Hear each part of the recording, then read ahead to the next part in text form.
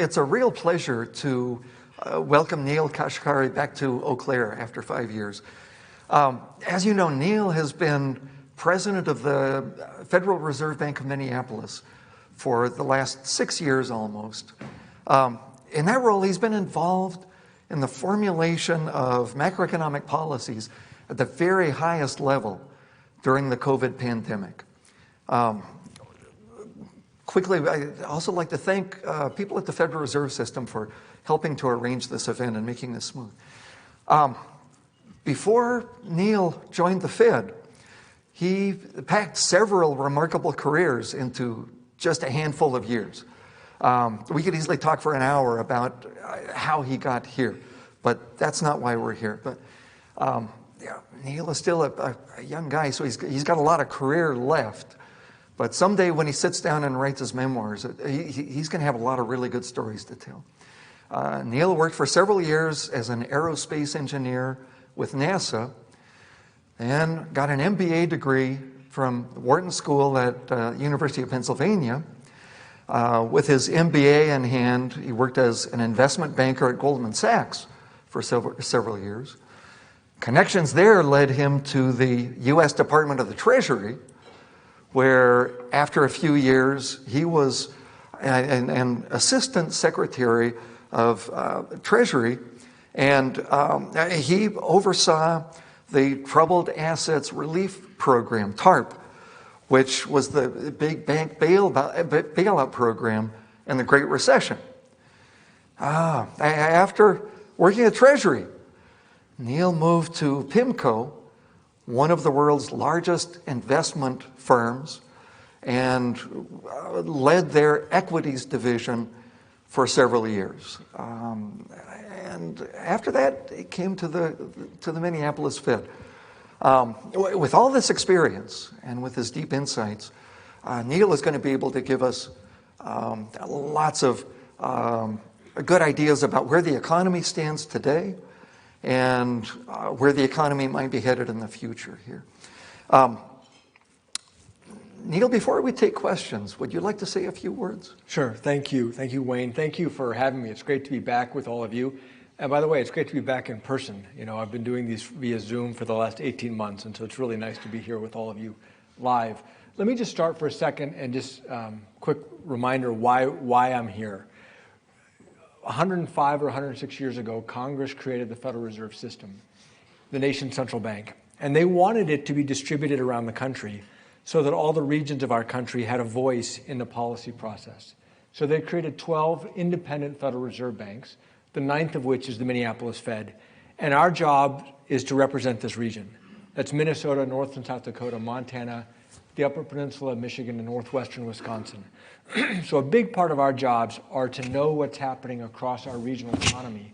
And then when I go back to Washington, D.C. every 6 weeks, virtually recently, but hopefully soon in person, for Federal Open Market Committee meetings, part of what I'm doing in those meetings is talking about what's happening here in our regional economy.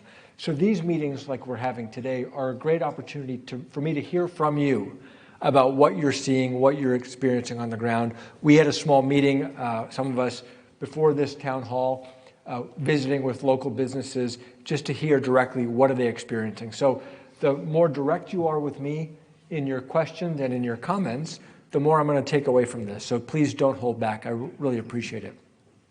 Now let me talk a little bit just briefly about the economy. You know, the U.S. economy was doing very well, and then COVID hit us. And then the economy went through a rapid shutdown and is now reopening. And it's not a smooth process. Like we call it an economic shock. This is an economic shock unlike any that any of us have ever lived through before. And every time I feel like we've got our arms around it and the uncertainty is fading because we're getting clarity, new uncertainty arises. So right now, there's a bunch of stuff happening in the economy, which is confusing. Number one, no matter where you go, you hear from businesses who say they can't find workers. That's one of their biggest challenges. At the same time, if you look at the numbers, we're somewhere between 5 and 7 million workers short of where we would have been had there been no pandemic. So those are folks that are here living in America but they're not working for some reason, and yet you have all these businesses saying that they can't find workers. So that's a little bit confusing. You also have wages that are now climbing, fastest in some time. That should be attractive for workers to come back. You also have prices that have been elevated now, longer than I expected, and what's causing those price increases. And you look around the country, many supply chains are struggling and are strained.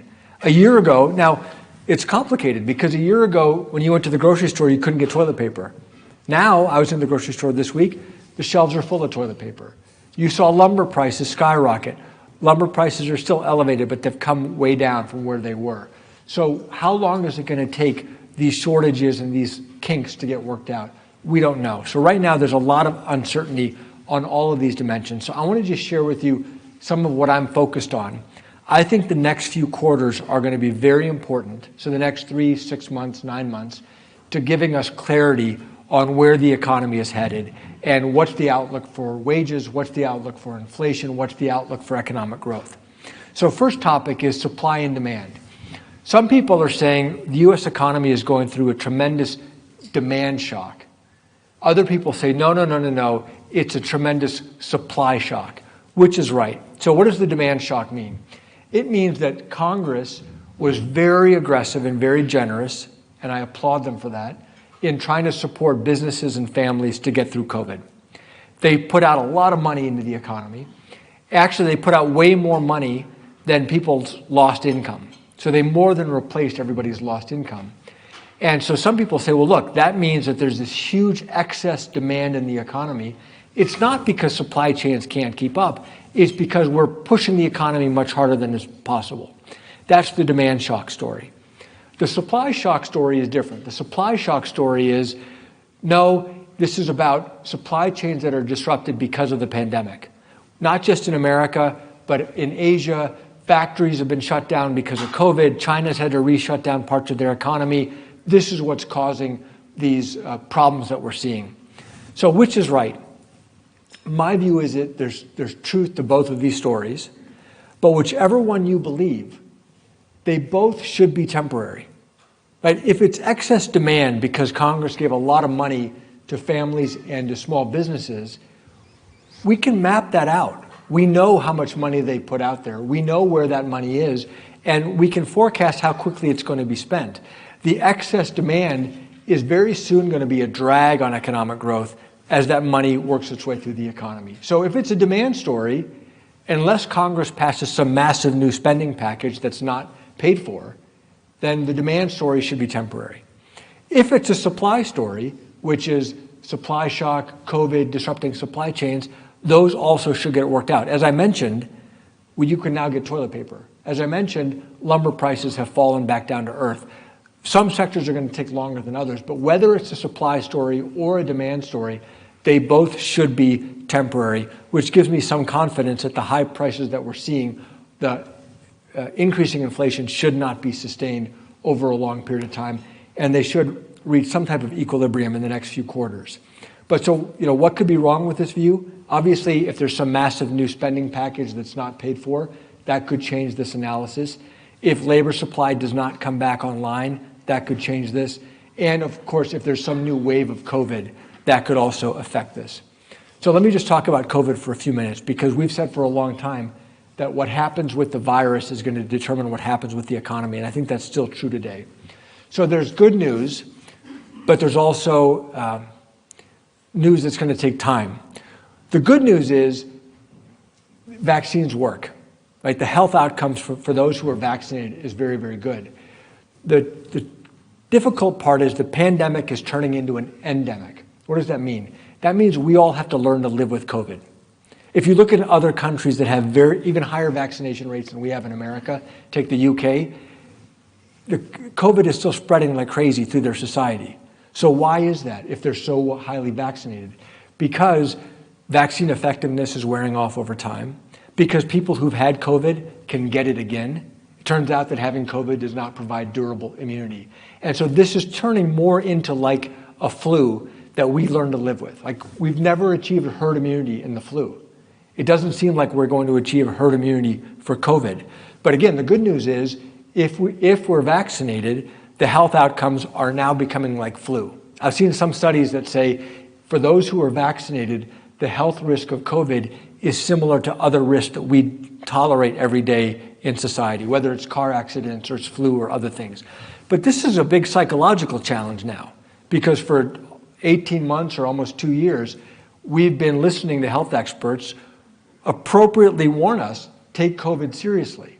So even for me, I'm vaccinated, I got my booster, I'm still cautious when I go and I shake somebody's hands, right? It's going to take us a while to get used to this. And so that may have an effect on labor supply. So speaking about labor supply, there are 5 to 7 million Americans who are not working now, who we expected to be working. Why aren't they working? So for the last 6 months, I've been focused on childcare issues with schools that were shut. Well, schools are now reopened. The fact that some people were getting enhanced unemployment benefits, that enables them to not go back to work. Well, those unemployment benefits are now gone. And then fear of COVID. That's the third remaining factor. And so what is it going to take to get everybody who should be working back to work? This is something that we're very focused on right now to try to understand what are the barriers keeping them out, because those folks, those 5 to 7 million Americans, represent a meaningful part of our productive capacity of our economy. And so when I think about the future outlook for inflation, it is in part based on what's going to happen to our workforce. Are we going to bring these 5 to 7 million Americans back in? So, these are just, I wanted to share with you some of the things I'm paying a lot of attention to: the supply side, the demand side, what the trajectory is for the fiscal packages coming out of Congress, and then, of course, the labor supply, which is really focused on COVID. So right now, I probably have more questions than I have answers, but these are things that I'm optimistic in the next 3, 6, 9 months, we're going to get a lot more information on all of these dimensions, which should make the outlook a lot clearer. So I hope that was a useful grounding, at least of what's on top of my mind, and I really look forward to our discussion, Wayne. Oh, well, thank you. Thank you, Neel. We look forward to hearing your questions. So please come up to the microphones here and get ready to ask questions, or if you're online, please send in questions. Let me start with a question here. You've talked about how the economy is doing. Let's talk about the Fed and monetary policy more specifically. What kinds of lessons has the Fed learned from the pandemic recession, and how do those lessons compare with what the Fed learned during the Great Recession 10 plus years ago? Yeah, I think there's been tremendous learning by the Fed and by the executive branch and by Congress. So I was in Treasury in 2008, as you introduced me. And when I look back at our response in 2008, I give the Fed and Treasury and Congress a lot of credit for acting forcefully in 2008. But we acted much more forcefully in 2020 because we had the experience of 2008. One of my lessons of crises, if you have a crisis, a true crisis, bring overwhelming force. And a lot of what the Fed did in 2008, they'd never done it before. But they gained the confidence that, hey, we know how quantitative easing works. We now know how some of these emergency liquidity programs work. We can manage them more aggressively and more effectively. And so in 2020, the Fed acted much faster than it acted in 2008, much more forcefully, and that was the right thing to do. And Congress acted much more aggressively and much more forcefully in 2020 than in 2008, and that also was the right thing to do. And so I think it's remarkable that we are here debating, hey, how do we get this economic recovery fully on board? A year ago, we didn't know if we were going to have vaccines. And now we've got vaccines that are widely available. And so we are in a much, much better place. All praise to our scientists and our doctors and our nurses, absolutely.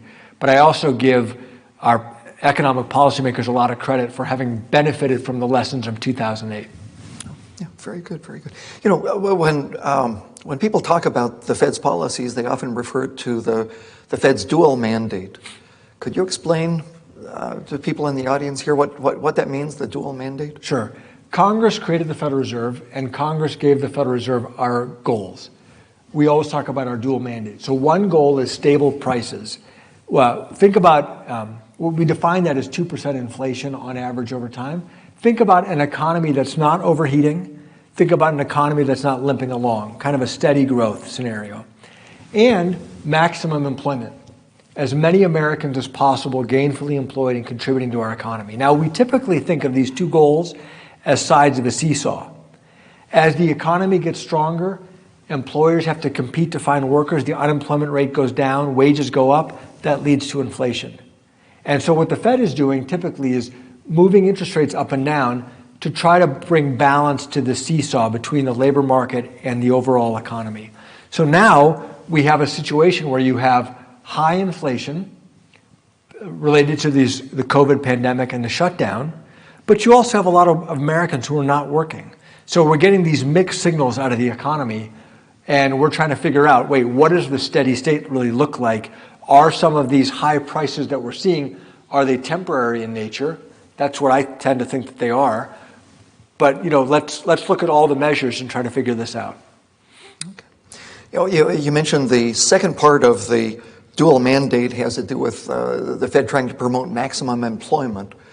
How has the Fed's understanding of maximum employment changed in recent years? The labor market was behaving in some unprecedented ways before the pandemic recession, and it's behaving in some crazy ways now. Yeah, I would say our understanding of maximum employment has really, I would say, improved, or our eyes have been opened in the 3 or 4 years before the pandemic hit. So when I joined the Fed in 2016, and I would come to meetings like this, I heard from many, many businesses who said, my gosh, we have a historic worker shortage. We are out of workers. There's no more workers out there. And then somehow, even though we were out of workers, they hired more workers in 2017. And then they hired more workers in 2018 and in 2019. And a remarkable thing happened. As they started raising wages, people came back to work. And you saw businesses do extraordinary things. They'd said, you know what, this is interesting. They were used to being able to just put a help wanted sign up and have workers lined up down the street who were qualified that they could pick and choose from. That was normal in their minds. But now when they said, no, now I need to train you. You don't know how to use this machine? I'll train you to use this machine. Or for certain jobs, we don't need to do the drug test anymore, or we don't need to do the background check anymore. Turned out there were a lot more workers out there. So it made, I think, me realize and my colleagues realize, hey, there may be more beneath the surface. Don't just look at that headline unemployment rate, because that headline unemployment rate only counts people who are actively looking for work. So I think we've now taken a broader view of what maximum employment means. Having said that, now we have this unprecedented shock, the COVID shock hitting the economy, and we're trying to understand what's keeping people out. Why is it childcare? Is it fear of COVID? What is keeping people out? And so I think, again, it's just there's a lot of uncertainty right now. Okay. Interesting. Just to make production a little easier, if you want to start asking questions, please either land at this pole or that one on that side, and then just don't take turns going from one to the other. But it'll just kind of help keep things moving. And maybe we can start here. Carter? Welcome. Hi, I'm Carter Morissette. I'm a senior at Eau Claire, so I'm studying finance and econ. So kind of talking about employment, I've always kind of was brought up to, go to school, go to college, get a job, get a salary, whether that's a corporate environment. There's been a shortage of, people working, tradesmen, tradeswomen working in the trades business. How do you think the Federal Reserve can maybe encourage people my age or younger to start working in the trades? I have a lot of friends who work in, construction who are saying, the people that are working there, it's an aging population. These men and women that are working are 50, 55, 60 years old. How do you encourage people my age or even younger to start going into the trades and helping provide in that way? Well, I think it's a good question. I think wages just have to keep going up in the trades. And, money talks. It's funny, we do roundtables pre-COVID, and people would come in and visit with me. And somebody made a comment like this, a woman who ran a small bank. And she was telling me, welders make $80,000 a year or $100,000 a year. It's a really good job. And I asked her, I said, well, she said, we need more welders. And I said, well, how much do you pay your bank tellers? I mean, a fraction of that, much, much less. I'm like, well, why don't your bank tellers quit and go become welders if they can make 3 times as much money? Oh, no, that's a tough job. They wouldn't want to go do that. Well, it sounds to me like wages for welders need to go up. And so money has a way of talking.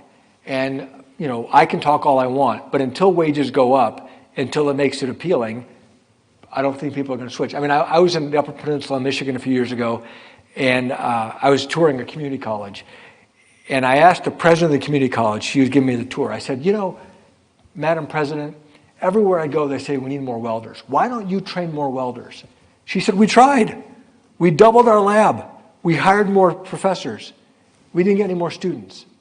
And so when wages go up, people will say, hey, that looks like a good job, better than my other job over here. I'm going to give up my office job, and I'm going to go get that job because the wages are attractive enough. Until that happens, the rest of this stuff is just talk. I mean, I'll give you one more anecdote on this.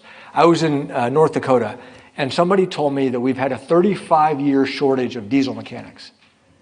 I said, that's not possible, because then the economy would not function. It sounds to me like we have exactly the right number of diesel mechanics. And so, these things all have a way of balancing out. And, you made a choice. You've decided to go to college. You've decided to go get a 4-year degree. I'm not going to criticize you for making that choice. Give people information and let them make informed choices. Thank you. Thank you, Neel. Thanks, Carter. Do we have another question? Yeah. You mentioned briefly when you were talking about employment and full employment, that 5 to 7 million people figure, and that you're probably still gathering information on what portion of that 5 to 7 million is childcare, what portion is COVID. Looking at what this reconciliation package could be, do you have any thoughts on which provisions might be helpful or might not be helpful, which might be overblown and which might actually be effective in getting those 5 to 7 million back to work? It's a great question. I don't know. I mean, childcare gets a lot of attention. It's a very complicated issue, and I'm going to speak from experience now because my wife and I have a 2.5-year-old daughter and a 1-year-old son, and so we pay for a private daycare that we send our 2 children to, and it's a very, very complicated issue because it took me a while to figure this out. On one hand, childcare is very expensive for just about everybody. On the other hand, wages for childcare workers are very low. Those two things seem inconsistent. What's going on? Well, what's going on, I finally figured out, is that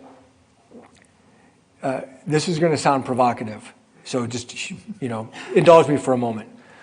There's not enough income inequality to support a private childcare market that is affordable. What do I mean by that? I'm not talking about Jeff Bezos and the poor folks. I'm talking about middle class and entry-level workers. If you go, let's say if you were an expat, meaning you got moved to the Philippines or to India by your American company. One of the things that expats say is it's so great here. I can afford a driver, I can afford a nanny, I can afford a cook, I can afford a housekeeper. Because there's massive income inequality between that worker and all of those employees. Well, so I'll give you an example. My wife is a professional. She has a very good job. 100% of her after-tax wages effectively pays for our child care. Right? So why do we do that? Why do we have her we'd be break even if she stayed home. The reason we do it is because it's better for her, keeps her career active, and we think it's better for our children to be in a structured daycare environment with other kids and socialization. So anyway, this is a long meandering answer. If you go hire a lawyer, the lawyer might make more money than you. But if you hire a childcare worker, every hour you work, you need to pay for that childcare worker. So there needs to be a big gap between your income and their income. And for most families, there's not that big enough gap. And so here's where it even gets more complicated.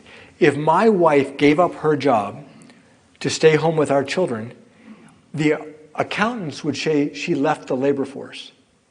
But she didn't leave the labor force. She would be providing a very important labor service that our economy needs. So this is a very complicated topic of who's counted in the labor force and who's not, and decisions that families make. So, childcare is a huge issue, but I don't know how to address the childcare issue because the only way the market can do it is if there's big income inequality between that middle-class family or that upper-middle-class family and that childcare worker. And so, I don't know. It's something that you can tell I've thought a lot about, even though I'm not saying it as crisply as I would like to say it. That is an issue, but it also affects who's counted as in the labor force and who's not. And again, let me just repeat this. If my wife gave up her job to take care of our children, she would not count as being in the labor force.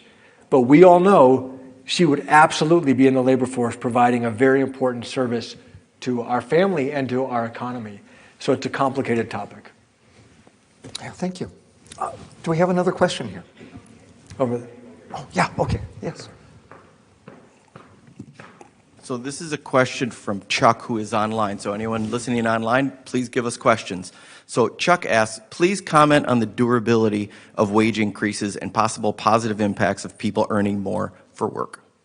Well, I think that one of the things we've seen in the last expansion, so before COVID hit, as the unemployment rate went down, and as businesses were saying, oh my gosh, we can't find workers, you were finally seeing wage increases fastest for the lowest income workers. So these are folks who are long overdue for a raise. So that was really good news. And if they have more, these are folks that tend to spend their money because they have to put food on the table, to make ends meet. And so that actually is positive for our economy. If you look over the last 30 or 40 years, there's something called the labor share of income. The percentage of the total income of our economy, how much of it goes to the owners of businesses versus how much of it goes to workers. Businesses have been getting an increasing labor share over time. Why is that? There are a lot of different reasons, everything from the weakness of labor unions to technology developments to trade developments, et cetera. So I think bottom line is if workers had a bigger share, I think that would be net beneficial to our economy. And I think higher wages are a big part of that story. And if our economy is more productive, then we can pay workers more money and it doesn't lead to more inflation. What's not sustainable is if you have very high wage increases that is not backed up by high productivity growth. So another thing that I haven't talked about yet that's a question mark looking forward, what's going to happen to productivity going forward? So productivity in the U.S. economy was very low for the years leading up to the pandemic. It was a question, it was a head scratcher. Why was productivity growth so low?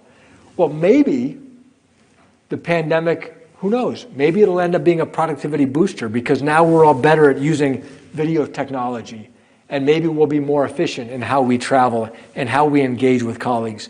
Maybe there are other technology benefits that come from this. Maybe in the healthcare sector, we're going to get a lot better at adopting treatments than because of some of the innovations that are taking place. I don't know. But that would be, if we end up actually having sustained higher productivity growth, that should be good for everybody. Good for workers, good for the economy as a whole. Let's cross our fingers and hope. Very good. Question here.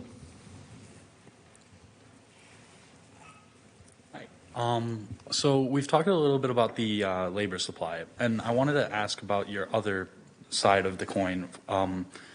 With the inflation rate going up recently, do we think that's going to be a more long-term or a more short-term effect? And do we think it would vary depending on the region? Well, I do think it's going to vary. I think it'll depend varying on the region and on the sector. And so the couple sectors that I mentioned, it's humorous when I say it. A year ago, you couldn't get toilet paper. Now you can get toilet paper. Lumber prices skyrocketed. They've fallen back down to earth. Those are just two examples of where there was a supply shortage, high prices, adjusted as supply came back online. At the same time, we know that the auto industry has been under a lot of pressure, especially related to the computer chips that they need for their cars. We know it takes years to build a new factory to build computer chips. So my guess is the auto sector will take longer to get back to full steam than some of these other sectors. So there may be regional implications to that, but there certainly will be sectoral implications to that. But it's also related to the labor supply. Because again, if these 5 to 7 million Americans for some reason don't come back to work, then you're going to see extended time periods when there are trucking shortages or high prices for getting long-haul truckers, et cetera. So the supply, whether or not this inflation, how short-lived it is or how long-lived it is, in my judgment, is actually going to be related to how long it takes to put these 5 to 7 million Americans back to work. And so they end up being related in terms of my outlook for how long this high inflation is going to be with us. Thank you. Jerry.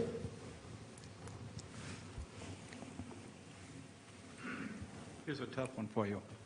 Does the continued growth of government debt, as it continues over high GDP, now we're over 100%, as this grows higher and the requirements of the government to service this debt through bond payments, as this debt gets higher, does it put pressure on the Fed to keep interest rates lower or low? Because at some point we can't go back in the early 80s when Volcker was able to take interest rates up to 18% to drop, get inflation out.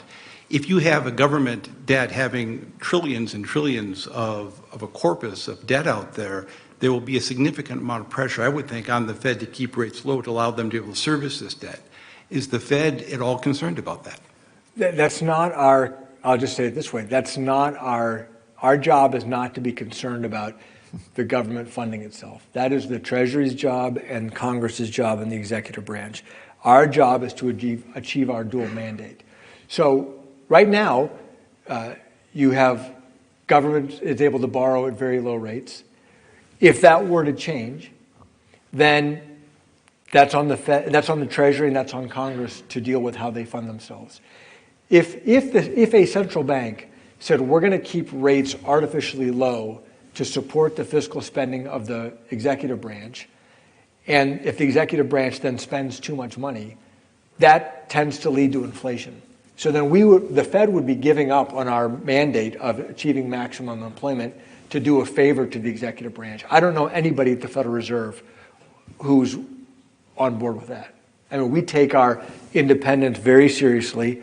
We take living up to the goals of our dual mandate very seriously, and supporting a spending package that the government, that the executive branch wants or that Congress wants, that's not our role. So, I don't foresee that happening, because if you look at where long-term inflation expectations are, if you look at long-term Treasury borrowing costs for Treasury, they're all very low. They're very much in check.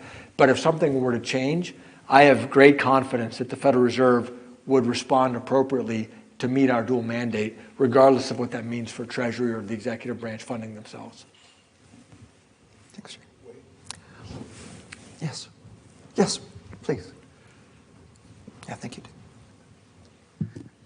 As a senior that's about a year away from entering the workforce, and with the rise of virtual work, I know is a big topic among my peers and also companies I talk with, do you see perhaps an economic kind of migration as workers who are able to work virtually are able to move to areas with lower costs of living, much like, say, Eau Claire from maybe the Twin Cities? And do you foresee that kind of injecting, kind of like evening out the wealth between big cities and kind of smaller communities, and how might that affect the economies that are already existing here that might be displaced as wealthier workers come in?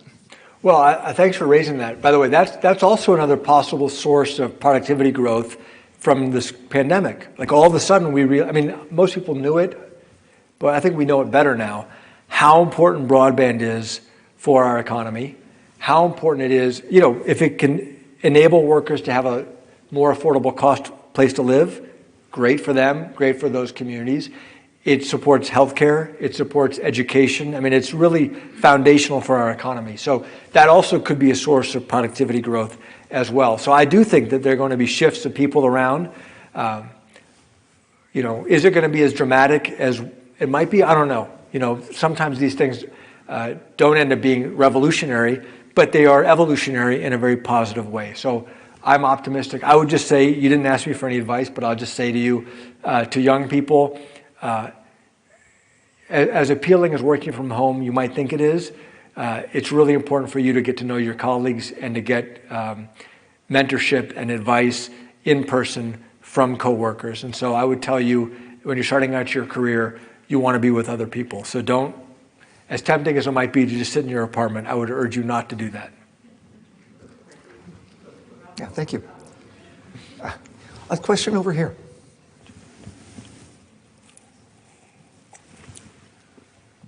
So as a senior in college, one thing that I worry about as I enter the workforce is how the Social Security fund is said to be running out by the year 2033.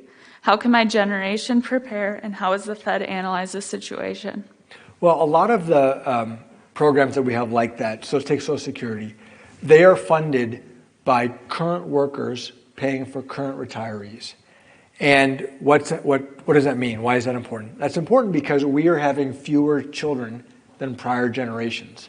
So the ratio of current workers to current retirees keeps going down.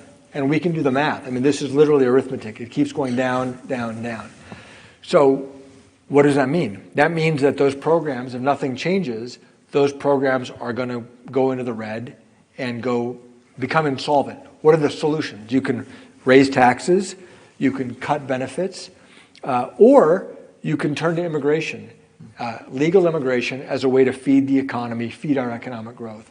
Personally, I think legal immigration that feeds our economy is a no-brainer, but it's a politically, complicated topic that we need to sort out. So, I don't know. I mean, what's the country going to decide to do? Your guess is as good as mine. But the math is very clear. And now we just need to make some choices as a country. Do we want to cut benefits? Do we want to raise wages or raise taxes, or do we want to embrace immigration? Of those options, count me up in the immigration camp. Thanks. Over here, yes. Toby. Hey, you mentioned earlier in your introduction how there's kind of the starting to look at COVID as less of a singular pandemic and more of an ongoing endemic where it comes back. Can you elaborate any on how that would change the Fed's maybe priorities or its actions or even its goals looking forward as we kind of shift to a different end game, basically? Well, I think the biggest one that's obvious to me right now is what it means for maximum employment. If there are folks who, because of this endemic, either for legitimate health reasons or for fear, are not going to re-enter the labor force, we need to understand that. And now all of a sudden we thought maximum employment was here. Maybe it's a little bit lower in terms of the percentage of Americans who end up working. Or we also know that one of the things about COVID is it's dramatically harder on older people than it is on younger people. So does that skew what the workforce looks like? One of the things that surprised us to the upside, one of the benefits in 2016, 2017, 2018, 2019, a lot of those folks who were working, who surprised us, were older people who chose not to retire. They said, hey, you know what, these are pretty good jobs. I'm going to go get this job and work for a few more years. That's great. But now if the COVID endemic makes them rethink that, again, that could have some effect on our overall labor supply and our overall economic potential. So the first way that it seems obvious to me is what does it mean for labor supply? But it also could affect things like the earlier question about working remotely. Maybe it changes people's choices on where they want to live, or one of the speculations we have is why people aren't coming back in. If you have to take mass transit and you're saying, well, gee, do I want to get into a crowded bus, or do I want to get back on a subway to go back to my old job? Maybe it's going to change some of the jobs that those folks are willing to take if they realize, hey, COVID is here to stay. So a lot of question marks, but it's an important topic. Thank you. Probably a typical college student question here, but talking about cryptocurrency, it being a hot topic or even a buzzword in today's world. I know it's a buzzword now because my mom knows about cryptocurrency. But kind of with that, talking about people becoming overnight millionaires to losing, their life savings in a matter of 24 hours. Are there discussions from the Federal Reserve or just really in the government about regulation, and what type of discussions are being had? And then with those regulations, are there a timeline on those regulations at all? Well, there's a lot of discussion going on. By the way, when you first came up to the microphone, I thought you were going to ask about cryptocurrency. So thank you for coming back around to ask about cryptocurrency. Usually, whenever I go to a college campus, I always get asked about cryptocurrency. So one element of regulation is regulating cryptocurrencies as a securities offering. So there have been thousands of cryptocurrencies issued, thousands. I could go issue Neel coin tomorrow, right? You can issue Wayne coin. There's no barrier to entry. And people have been fleeced out of tens of billions of dollars in what are effectively pump and dump schemes. So thankfully, the Securities and Exchange Commission, whose job it is to protect investors and to regulate securities, has said, no, we're going to go clamp down on this and go start prosecuting people. So I fully endorse the SEC for doing that. So that's one dimension of regulation. Another dimension of this is, well, for the ones that are not pump and dump, complete Ponzi schemes, does there need to be some regulation from a financial, could they introduce financial stability risks? And here regulators are looking at this. What are the financial stability implications of this? And might there need to be new laws passed to give regulators power to oversee these sectors? And then beyond that, there's a lot of talk about the potential for a central bank digital currency. So China has announced that they're going to issue a Chinese official digital currency. And the Federal Reserve is working on a working paper looking at what might it mean if the Federal Reserve were to try to do this. I'll just give you my own personal opinion on this topic so far. Nobody has articulated to me what the benefit would be of a Federal Reserve digital currency. Here's what I mean by this. Digital dollars exist today. I can send anybody in this room $5 instantly via Venmo, PayPal, or Zelle. That's a digital dollar. So what is it that a central bank digital currency, a Federal Reserve digital currency could do that you can't do with Venmo today? I'll give you some examples.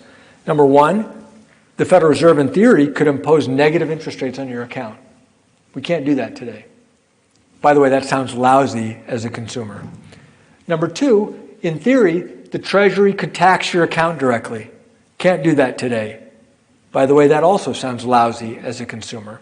And number three, if the government wanted to, they can monitor every one of your transactions. Can't do that today with Venmo.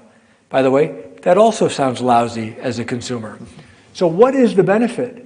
For then some people say, no, Neel, you're missing the point. We want the seamlessness of Venmo, press a button and it's there. But we want the anonymity of physical cash. Because Venmo leaves an electronic trail.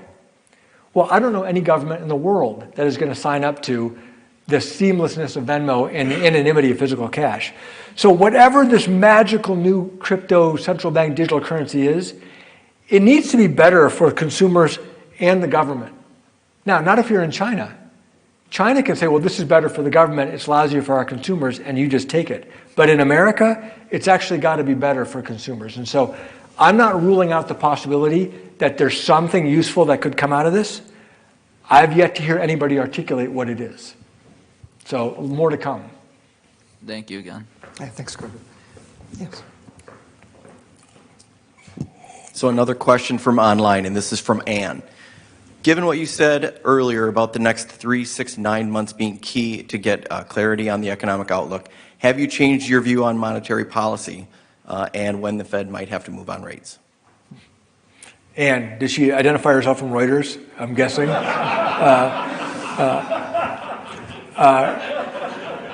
So I'll say this. I'm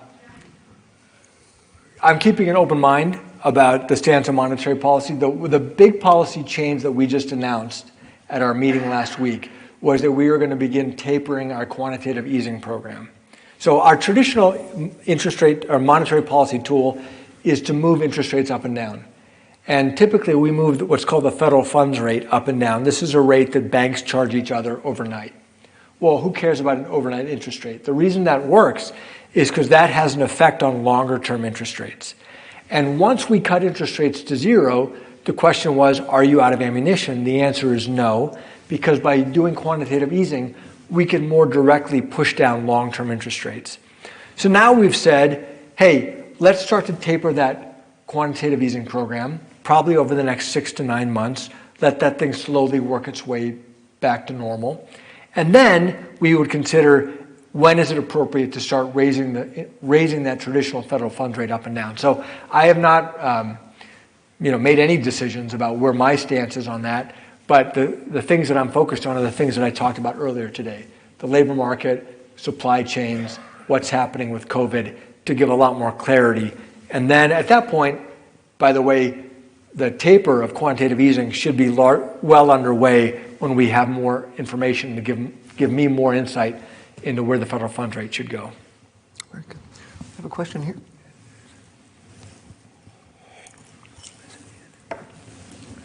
Last year, you championed a 6-week national lockdown, I believe with Dr. Michael Osterholm, to deal with the pandemic. Do you still believe that was the way to go? And if so, do we have the data and the modeling capabilities to support that theory? Well, so last August, I think Dr. Osterholm is one of the top epidemiologists in the country. He's at the University of Minnesota. And we started working together in spring of 2020, just comparing notes on. He was educating me about COVID. I was talking to a lot of health experts, but he was probably the best. And I was trying to analyze with my economists, what does it mean for the economy? So last summer, we were not doing a good job getting our arms around COVID. And he and I asked ourselves, what's the best thing we could do right now? The best thing we could do right now, at the time, was to go into a very hard lockdown the way other countries had done it, get the case counts down, and then you could reopen schools and have some control of the pandemic. It's funny, for about 2 weeks, I was nervous about the op-ed because cases were falling. It's like, hey, Kashkari, you're out to lunch. Cases are already falling without doing this lockdown. But then, of course, we had the terrible fall wave that came roaring back, and a lot of people lost their lives. So what's the right thing? I mean, none of us knew that vaccines were coming. The best health experts that I talked to said, hey, we might get a vaccine. It might be marginally effective. It might be years. We may never get it. We just don't know. So knowing now that we were going to have very effective vaccines 6 months away, would we have needed to do a lockdown? Probably not. But given what we knew at the time, I absolutely believe then and believe now it was the right call, given the information that we had at the time. I mean, the thing I always remind myself, over 700,000 Americans have died of COVID. 700,000. In the worst of the pandemic, it was 3,000 a day. That's a 9/11 every day dying of COVID. One of my big surprises and disappointments is that we were shrugging our shoulders. Hey, 3,000 Americans are dying a day. It's life. Really?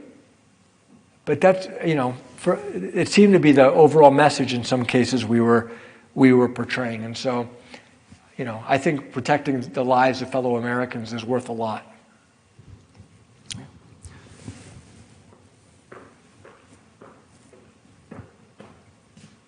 This is from John online.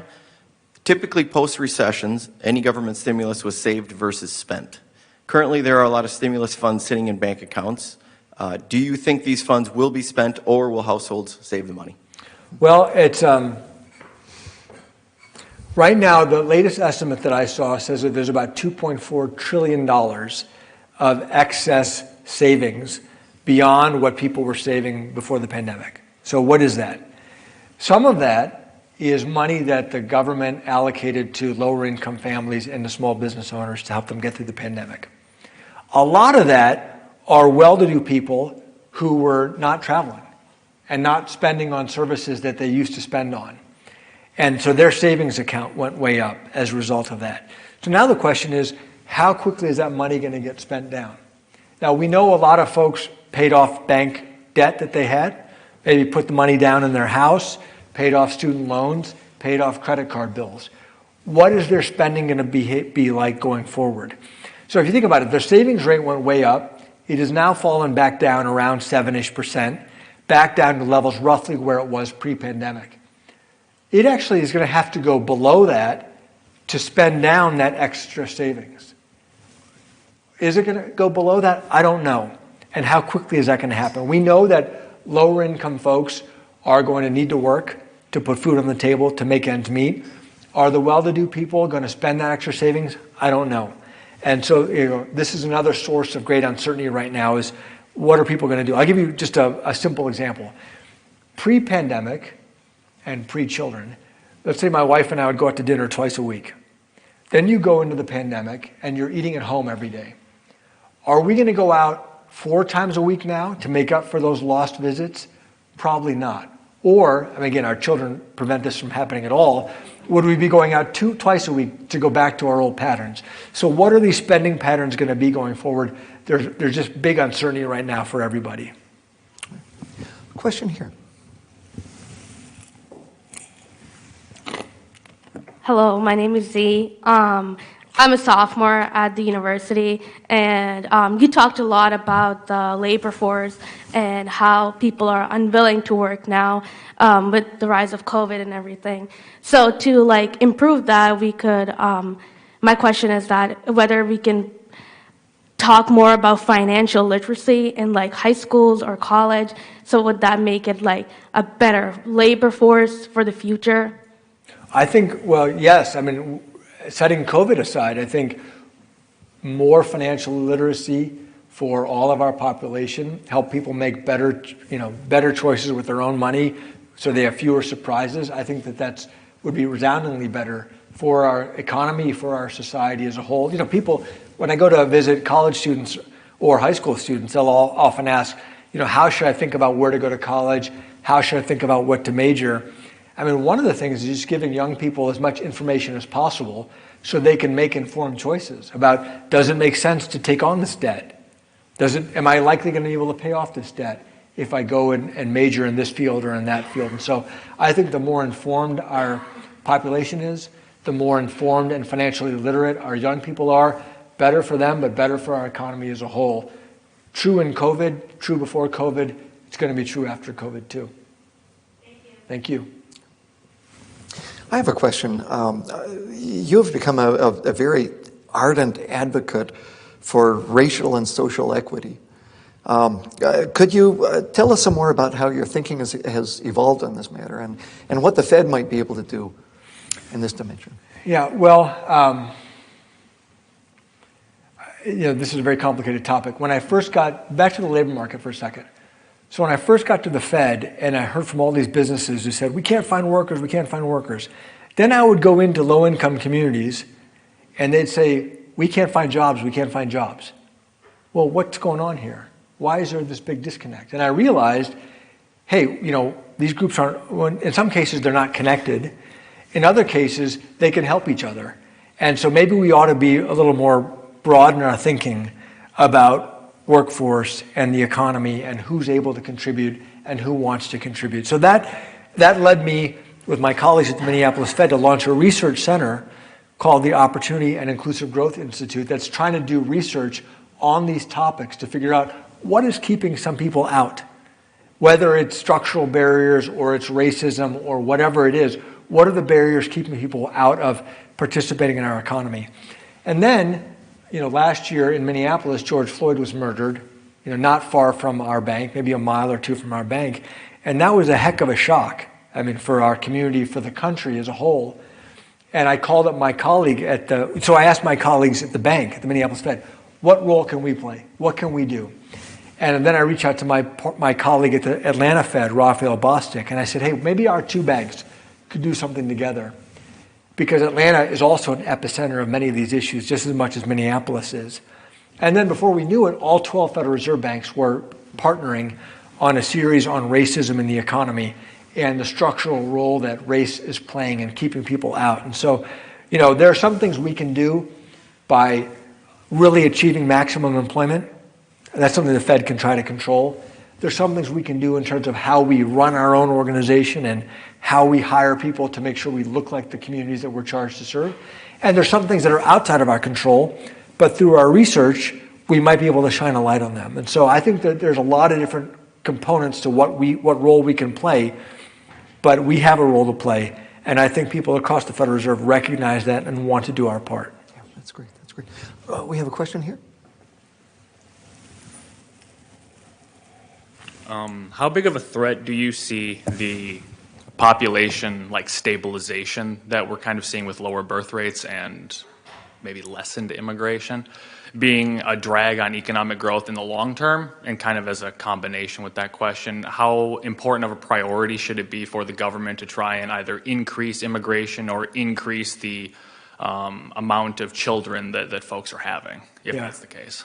It's a huge issue. So economic growth comes from two sources. It comes from productivity growth, which means we invent more things to do more with the same amount of inputs. And productivity growth is really important. And it comes from population growth. More workers to produce things, more consumers to buy things. That's it. Those are our two sources of economic growth. Productivity growth it's very hard to forecast, right? Some Elon Musk comes along and invents some great new thing, wonderful, but maybe it goes a long time before we get some major new breakthrough. Population growth is math.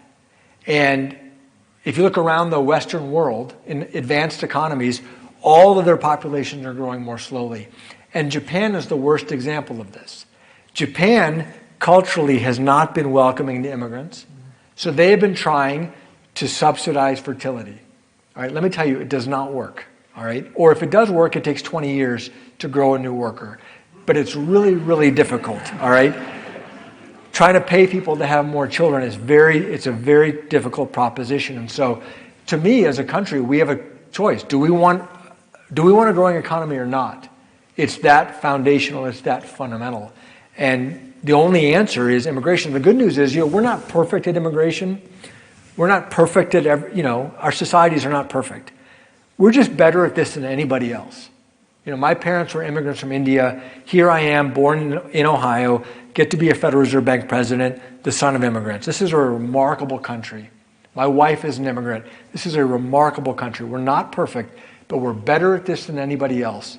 And if we say we're going to turn our back on this, we are turning our back on a massive competitive edge that we have over other countries. Yeah, thank you. Question here. So we've kind of briefly touched on some issues surrounding immigration in the last few minutes here, and I was just kind of wondering, you've been talking a lot about legal immigration and how that could be very necessary for kind of building up our workforce, but kind of what I'm wondering is, as far as illegal immigration goes, it's no secret that that is kind of its own corner of economic influence, and you have people who are undocumented willing to work for wages much less than most of the labor force. What sort of impacts do you see if our immigration system was kind of corrected and it became easier for these undocumented people to become legal and have the opportunity to earn much more fair wages? What kind of overall economic influences do you see as a result of that? It's complicated. I mean, I think, as you said, they would be, certainly those we know that there's exploitation that goes on of illegal, undocumented workers today because they're afraid they can't speak up, right? So they can get exploited. So one thing is just, hey, let's protect these folks. And in many cases, they're doing jobs that are important in our society. Don't they deserve legal protections as well? Or maybe their wages are being stolen, et cetera. There are lots of stories like this. So basic legal protection for workers, I think, is very important. Now, might businesses that have to pay them fair wages be less profitable? Sure. But you know what? Too bad. I mean, that's part of being in a society where you have certain standards. And so I think overall, the economy would be more resilient, would be more robust, would be safer, would be fairer. Though, would there be pockets of people who are earning less profits on the backs of the illegal workers that they hire? I'm sure that's true. But that seems like a reasonable thing for society to want to do. Okay, thank you. We've got just a few minutes left. Maybe time for one or two questions. Okay. Yeah.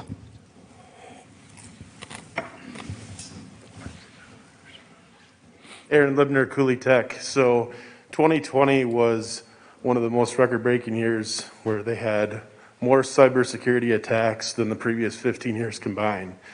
What kind of discussions at the reserve level are being done to make sure the United States is being adequately protected against the cybersecurity threats that are out there, and maybe what regulations potentially are being discussed?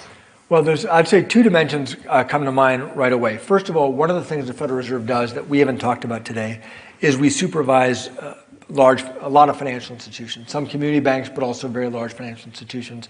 And we work with the other bank regulators, the OCC and the FDIC and state regulators, to make sure that banks have appropriate cyber protections. Now, we also know a lot of community banks do get hacked. And so this is a real issue. Community banks are important. It's not a systemic risk if a community bank gets hacked. It could be a systemic risk if one of the giant banks gets hacked. And so we do look at this through our bank supervisory lens to try to help the industry adopt best practices to protect themselves and protect each other and share information. If one bank gets hacked, want to make sure that other banks know about that vulnerability so they can protect themselves. Second dimension that comes to mind is we spend a lot of money and we spend a lot of time protecting the Federal Reserve from potential cyber attacks, whether it's phishing or somebody else trying to hack. We run wire transfer systems so you can wire money, and banks and businesses can wire money to each other, other payment networks, et cetera.